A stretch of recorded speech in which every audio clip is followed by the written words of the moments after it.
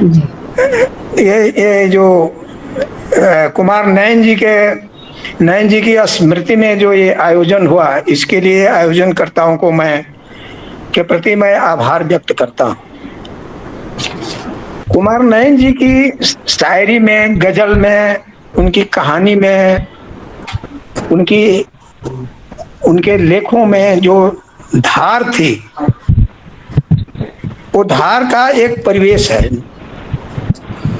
मैं 67, 69, 70 के जमाने से उन्हें जानता हूँ। उनके पिताजी दरअसल में मेरे मित्र थे, उम्र में बड़े थे, मित्रवत व्यवहार था। वो एक संघर्षशील व्यक्ति थे। उनका जन्म ऐसे मोहल्ले में हुआ था जहां स्वतंत्रता आंदोलन का वो गढ़ माना जाता था, जहां जंगल का फाटक तोड़ दो आंदोलन हुआ था। वो बचपन से ही उनके परिवार परिवेश में सामाजिक कार्यों के प्रति उसमें एक आस्था की लहर थी। मैं इसे जानता हूं। उनके पिताजी उस समय के क्रांतिकारी जो लिटरेचर हुआ करते थे, खासतौर से मार्क्सवादी लिटरेचर, उसको और उनकी टोली बांटा करती थी, ये मैं सुना था। वो भी कहते थे। और उस जिस जमाने में नयन जो आज हम कह रहे हैं उसका निर्माण हो रहा था, एक खास परिवेश ग्रामीण भी जुड़ा हुआ है। वो जमाना था जब गांव में मजदूरी के लिए ग्रामीण मजदूरों के आंदोलन हो रहे थे। वो जमाना था जब सामाजिक अधिकार के लिए आंदोलन हो रहे थे। खास तौर से डुमरांव और आसपास के इलाके में ये आंदोलन बहुत तीव्र था, और आंदोलन का केंद्र था डुमरांव। वो शहीदों की भूमि भी थी, जहां 1942 के आंदोलन में अंग्रेजों की गोली से लोग शहीद हुए थे। उनके 16 अगस्त को प्रतिवर्ष आज भी उनके शहादत दिवस मनाए जाते हैं। वो परिवेश था। उनके पिताजी और बाद में जब ये सियाने हुए काफी इन्वॉल्व थे। तो जो इनके कविता में, इनके गजल में, इनके लेख और कहानी में जो धार है, वो धार को मांझने वाला, तेज करने वाला ग्रामीण परिवेश भी है, ग्रामीण आंदोलन भी है। इसे नहीं भूलना चाहिए। हम लोग गांवों की बात कर रहे हैं, वो ग्रामीण परिवेश भी है, गांवों के आंदोलन भी हैं, सामाजिक अधिकार के आंदोलन। मैं ज्यादा बात नहीं बढ़ाऊंगा। मैं कहना यह चाहता हूं कि वो परिवर्तन चाहते थे समाज में, सामाजिक परिवर्तन, आर्थिक परिवर्तन, पूरी व्यवस्था में परिवर्तन। जिस सपनों को लेकर के स्वतंत्रता आंदोलन में लोगों ने शहादत दी, उसको आगे बढ़ाने की एक ललक थी अपने जमाने में कुमार नयन में। हमारे देवेंद्र जी ने भी इसकी चर्चा की कि वो लंबा कुर्ता पहनते थे। हम उनको कहते थे ये वास्को डिगामा का वेश धारण किया है। हमने कहा कौन सा नया भारत की खोज कर रहा है? तो लोग कहते थे कि जरूर कोई नया भारत की खोज कर रहा है। तो उनकी कविताओं में नित्य नई धार थी, इसमें कोई संदेह नहीं। और मैं क्या कहूँ, अंत में मैं ये कहना चाहूंगा कि गांवों का और शहरों का इतिहास कोई अलग नहीं है। शहर गांव से ही बने हैं। मैं पहले भी कह चुका हूँ, शहर गांव से बने हैं। गांव में कितने ऐसे प्रतीक हैं, कितनी ऐसी लोकोक्तियां हैं, कितनी ऐसी कहावतें हैं जो पूरे आपके राष्ट्र के इतिहास को एक संदर्भ देती है। राष्ट्र का इतिहास उससे अलग नहीं है। मेरे गांव में एक बुढ़वा इनार है, जिसमें जो पूरे गांव के बसने और वहां जो कुछ हुआ उसकी कहानी कहेगा, पूरी कहानी कहेगा, पूरे संघर्ष की कहानी। मैंने कभी चर्चा की थी, जहां बक्सर की आप चर्चा कर रहे हैं, कतकौली के मैदान की लड़ाई की चर्चा कर रहे हैं, गंगा के किनारे जहां ये देवेंद्र जी का घर है, बिल्कुल गंगा के किनारे घर है, जो स्थान अहिल्या देवी के स्थान से जुड़ा हुआ है। ये गंगा की घाटी जो है, ये संघर्ष की भूमि है। और संघर्ष कहाँ? गांवों का, गांवों के बसने की लड़ाई, गांव में जो पैदावार लूटते थे उनके खिलाफ की लड़ाई। देवेंद्र जी को मालूम हो कि गंगौली एक गांव है गंगा के किनारे, जहां डुमरांव राज के अंग्रेज मैनेजर की किसानों ने हत्या की थी। किसानों ने हत्या करके लाश फेंक दी थी। वो स्वतंत्रता आंदोलन का दौर था, वो जमींदारी काल का जुल्म था, वो इतिहास का हिस्सा भले न बना हो, कहीं वो दर्ज भले न हुआ हो, लेकिन गाँव में ऐसी कहानियां भरी पड़ी है। नैन जी एक हमारे बहुत ही आगे बढ़े हुए साथी थे, उन्होंने अपने को समर्पित किया था। मैं इससे ज्यादा नहीं कह सकूंगा। मैं उनकी जो पहली श्रद्धांजलि सभा हुई, मैं नहीं जा सका था, मैंने कह दिया था और मैं नहीं जा सका था। लेकिन इस कार्य को आगे बढ़ाना चाहिए और बहुत से गांवों में बिखरे हुए जो लोग हैं उनको एकत्रित करना चाहिए, गांवों को, इतिहास को खोजना चाहिए। और कभी हम लोग मिलेंगे, उस पर चर्चा करेंगे कि एक बड़ा आयोजन हो जिसमें इस विषय पर बहुत विस्तार से चर्चा हो, बहुत विस्तार से चर्चा हो। अब कहीं भी किसी प्रांत के हमारे साथी जो ये लंका से आए हुए हैं, मैं उनके प्रति आभार व्यक्त करता हूँ। कुछ शब्द ऐसे बोल रहे थे, जिसको मैं पकड़ पा रहा था थोड़ा थोड़ा, क्योंकि मैं भी दक्षिण में जाते रहा हूँ। आज जिसे आप चावल कहते हैं, चावल जिसको कहते हैं, ये कहीं से आया नहीं है, खेतों में तो पैदा होता ही है। ये चाउर से चावल बना है, चाउर से चावल बना है। और वही दक्षिण में सापर है, साबर है, उसी शब्द बहुत मिलता जुलता है हमारे चाउर से। वहाँ जो सावर कहते हैं उससे मिलता जुलता है तमिल से। आप जिसे पानी कहते हैं वहाँ वो तनी है। चाउर इसलिए कि वो चौर में पैदा होता था, तेंदी का चावल, जिसकी महिलाएं एक पूजा के समय में उसका इस्तेमाल करती है। और वही धन था एक जमाने में, और उसी की चोरी होती थी। वही चावल से चोर भी बना। तो ये शब्दों का ये जो खेल है शब्दों का, इसको खोजिएगा तो उसकी जड़ें गाँव में है। और खास तौर से भारतवर्ष, जिसे गाँव का देश तो आप कहते हैं ये, लेकिन ये जो हमारी भारतीय जो समाज है, इसमें गाँवों के बिना इतिहास की बात सोची भी नहीं जा सकती। और दरअसल मैं अंत में कहना चाहूंगा कि भारत का इतिहास अभी लिखा ही नहीं जा चुका है, ये बेहद अधूरा है। और बिना गांव से जुड़े इतिहास को समेटे भारत का इतिहास लिखा ही नहीं जा सकता, समग्र इतिहास नहीं लिखा जा सकता। यह सम्राटों का इतिहास है, यह स्वर्ण युग की कल्पना करने वालों द्वारा लिखा हुआ इतिहास ग्रंथ ही प्रसिद्ध है, और उसी वही है। आप लोगों के प्रति मैं आभार व्यक्त करता हूं कि आप लोगों ने इस विषय को चुना। मुझ में वो क्षमता नहीं है कि मैं इसको आगे बढ़ा सकूंगा, लेकिन इस कार्य को आप लोग आगे बढ़ाइए। गौरव की बात है कि दीपक जी युवकों में से हैं और वो एक इतिहासकार हैं। ये लोग इस कार्य को अपने ऊपर लेंगे और इस कार्य को आगे बढ़ाएंगे। देवेंद्र जी जैसे ऊर्जावान साथी हैं जो बक्सर से ही जुड़े हुए हैं, इस रूप में ही नहीं, वो पूरे राष्ट्र के एक मूर्धन्य आदमी हैं। इस काम को आगे बढ़ाया जाना चाहिए। पुनः एक बार खास तौर से जो हमारे मेहमान हैं, जो लंका की यूनिवर्सिटी, केन्या यूनिवर्सिटी से जो हैं, ऐसे जो दूसरे यूनिवर्सिटी से हमारे आए हुए हैं, मैं इनके प्रति पुनः बार ये धन्यवाद ज्ञापित करता हूँ, आभार व्यक्त करता हूँ। धन्यवाद। बहुत बहुत धन्यवाद नागेंद्र जी, बहुत अच्छा भाषण दिया आपने। और सही में गांव के इतिहास को नज़रअंदाज करके हम आधुनिक भारत का इतिहास नहीं लिख सकते, और इसकी जो शुरुआत हुई है वो आगे भी जारी रहेगी। अब समय भी काफ़ी हो रहा है और मैं चाहूँगी कि धन्यवाद ज्ञापन के लिए रंगश्री के अध्यक्ष महेंद्र प्रसाद सिंह जुड़े हुए हैं, उनको मैं आमंत्रित करती हूँ कि वे धन्यवाद ज्ञापन दें। रश्मि जी, मैं आपसे 1 मिनट मैं लेना चाहता हूँ। 1 मिनट मुझे दीजिएगा।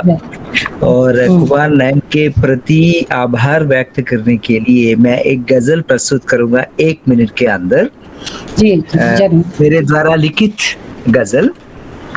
धूप में दिन भर पसीने में नहाती जिंदगी, धूप में दिन भर पसीने में नहाती जिंदगी, दीवारों के बीच कैदी बनके आंसू में नहाती जिंदगी, दीवारों के बीच कैदी बनके आंसू में नहाती जिंदगी, चूल्हों के सामने रह के ताप में नहाती जिंदगी, चूल्हों में के सामने रह के ताप में नहाती जिंदगी, भव्य हवेलियों में मदिरा में नहाती जिंदगी, भव्य हवेलियों में मदिरा में नहाती जिंदगी, दलाली के कामों के काले पैसों में नहाती जिंदगी, दलाली के कामों के काले पैसों में नहाती जिंदगी,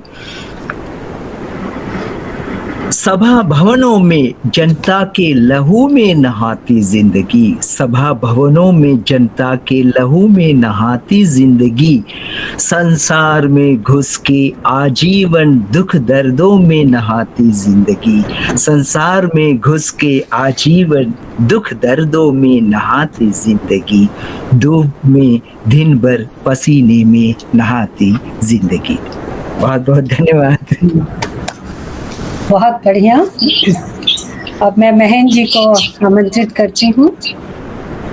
सबको नमस्कार। रश्मि जी का ये आयोजन और देवेंद्र जी के इनिशिएटिव से इस तरह का आयोजन जो हुआ अद्भुत, और जो ये शुरुआत ही इतना बढ़िया उपल जी के इस व्याख्यान से हुआ कि आनंद आ गया। हम कुमार नयन जी को नमन करते हैं कि उनके नाम से इस कार्यक्रम की शुरुआत इतनी अच्छी हुई। ये उनका आशीर्वाद ऊपर से जरूर मिला है इस प्रोग्राम। कुमार नयन जी से हमारी मुलाकात 2010 में हुई, जब कुंवर सिंह स्मृति व्याख्यान हो रहा था बक्सर में, और मैं पहली बार प्रेम कुमार मनी जी को भी सुन रहा था, अध्यक्षता कर रहे थे सुरेश कांटक जी, और उसी वक्त हमने इनके कुछ गजल सुने, और जो पहली प्रतिक्रिया मेरी हुई वो ये हुई कि इतना बढ़िया गजलगो एक छोटे से शहर में, और इनको तो राष्ट्रीय स्तर पे लोगों को जानना चाहिए और एक बड़े पटल पे इन्हें आना चाहिए है। उसके बाद लगातार जो भी रंगश्री क्रिएटिव हिस्ट्री सबके प्रोग्राम होते रहा प्रतिश्रुति के सहयोग से, उसमें कुमार नयन जी का जरूर सहयोग रहता था। दिल्ली में भी आए, उनसे मुलाकात हुई, काफी देर तक हम लोग साथ रहे। तो उनसे मुलाकात के कारण भी और माध्यम भी बने देवेंद्र जी, इस बात के लिए भी मैं उनका आभारी हूँ। और रश्मि जी के नेतृत्व में इस तरह के कार्यक्रम चलते आ रहे हैं, ये एक बहुत बड़ी उपलब्धि है रंगश्री के लिए, क्रिएटिव हिस्ट्री के लिए तो है ही, और जो भी संस्थाएं हमारे सहयोगी संस्थाएं जुड़ी हैं सबके लिए आज हम बहुत बहुत धन्यवाद देते हैं उनका। और हमारे प्रमुख वक्ता उपल राजनीत जी को आपने इतना बढ़िया और इस तरीके से सुनाया कि जवाब नहीं, उसके लिए, उसके प्रशंसा के लिए मेरे पास शब्द नहीं। राम प्रसाद जी भी अभी, हालांकि कोई उनसे जान पहचान नहीं है, लेकिन जो गजल उन्होंने इस कमेंट में लिखा है और उनको जाना है, उनको पढ़ा है, और आकर के उन्होंने हमारे साथ शेयर किया, हम उनका भी बहुत आभारी हैं, बहुत बहुत धन्यवाद देते हैं उपल जी के साथ साथ। दीपक राय जी इस कार्यक्रम में शुरू से ही हम लोगों के साथ रहे, और उनके बिना एक भोजपुरी में कहावत बेगांगों के झूमर ना होके, तो मतलब उनके बिना हमारा कोई काम वहां पे नहीं हुआ है। और आज भी उन्होंने बहुत बढ़िया अपना स्मृति शेयर किया और कुमार नयन जी के बारे में जो एक चित्र उपस्थित किया हमारे हम सबके मन मस्तिष्क में, वो बड़ा ही और भी उनकी छवि को स्पष्ट कर दिया। जैसे कि हमारे अभी इस व्याख्यान के अध्यक्ष महोदय ओझा साहब, आपको प्रणाम मैं करता हूं। आप जिस तरीके से अपनी अनुभूतियों को कुमार नयन के बारे में बताया, वो बहुत ही अच्छा लगा। आपका बहुत बहुत आभार, आपको बहुत बहुत धन्यवाद। कांटक जी हमारे मित्र हैं और हमारे बहुत दिल के करीब इसलिए भी हैं कि वो एक भोजपुरी के सशक्त नाटककार हैं, रंगकर्मी हैं, और मैं भी नाटक से जुड़ा रहता हूं और मैं रंगकर्मी हूं। तो उनका आभार, बहुत बहुत धन्यवाद कांटक जी। गणपत जी के बिना कोई काम होता नहीं है, यहाँ सारे संयोजन का काम गणपत जी करते हैं। आपका भी बहुत बहुत धन्यवाद। शशांक शेखर जी, जिस तरीके से आपने बोला कि किसी भी आप क्रिटिकल दृष्टिकोण से देखते थे और उसको वो पॉजिटिविटी में आपके विचारों को बदल देते थे, ये बहुत बड़ी बात थी। जबकि मैं जानता था कि वो क्रांतिकारी थे और क्रांतिकारी गजल लिखने वाले थे, तो वो भी देखते होंगे लोगों की नेगेटिविटी को। लेकिन आपने जो ये बात अपनी कही, अनुभूति, वो भी एक हमारे लिए बहुत बड़ी सूचना भी थी। और आपकी प्रस्तुति बहुत अच्छी रही। इस कार्यक्रम को और भी मजबूत करने में और एक सशक्त बनाने में आपका भी बहुत बहुत धन्यवाद। और सभी मित्रों का जिनका मैं नाम नहीं ले पा रहा हूं, आप सबका बहुत बहुत धन्यवाद है तहे दिल से। और हम चाहेंगे कि ओझा साहब की जो राय है वो इसके लिए हम सबको आशीर्वाद अपना प्रदान करें कि ये इसी तरह से आगे बढ़ता रहे कार्यक्रम और भी बड़े स्तर पे होता रहे। सबको पुनः प्रणाम, नमस्कार। बहुत बहुत धन्यवाद महेंद्र जी। और कार्यक्रम अब समाप्ति की तरफ है और अंत में भट्ट साहब ने एक सूचना दी कि भट्ट साहब तो रामप्रसाद भट्ट जी जर्मनी के हैम्बर्ग यूनिवर्सिटी में प्रोफेसर हैं, पढ़ाते हैं वहाँ पर। अभी उन्होंने सूचना दिया कि वो नयन जी की कुछ कविताओं का जर्मन भाषा में अनुवाद करेंगे।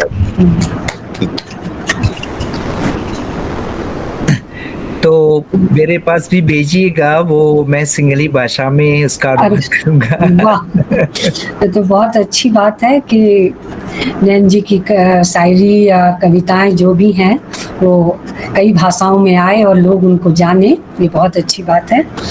और नयन जी सही में यही तो हैं, कहीं कहाँ कहीं खोए हैं, अब हम सब के साथ यूं ही जुड़े रहे हैं। यही तो हैं, कहाँ वो खोए हैं। और इन्हीं दो शब्दों के साथ मैं कार्यक्रम को समाप्त करती हूँ और फिर जल्द ही हम मिलेंगे अगले कार्यक्रम के साथ। और आप सभी सहयोगी बने, इसके लिए मैं आप सबको शुक्रिया अदा करती हूँ। धन्यवाद।